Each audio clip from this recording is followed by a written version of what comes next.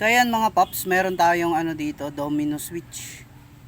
Ito, domino switch po yan mga paps. Ayan. Napakadali lang po ikabit nito mga paps. Tara mga paps, kabit natin. Ito mga paps, mga Mars, pagka magkakabit po kayo ng domino switch, hahanapin nyo po yung trigger wire nya. So yung trigger wire po ng domino switch, yung kulay blue. Ayan mga paps.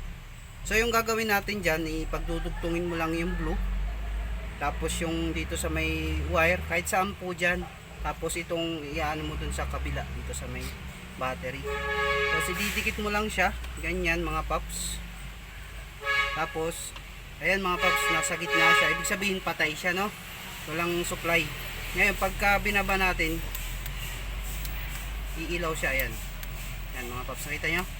Ayan, nakagitna siya. Tapos pag binaba, iilaw siya. Tama mga paps, ayan. So yun lang, ganyan lang kadali maghanap ng trigger ng kuryente po para sa domino switch. So dito po mga paps, naikabit ko na to doon sa loob.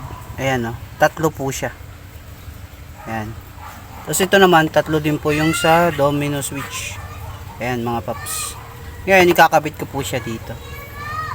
So ito mga paps, mga Mars, ito yung trigger doon sa may loob ng ano natin, sa motor, itong smash. Ito yung blue.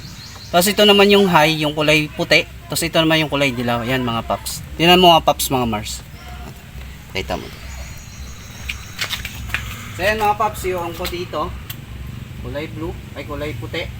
Tapos yung dilaw. So ayan lang, ganyan lang kadali mga paps, mga Mars, yung pagwa-wiring.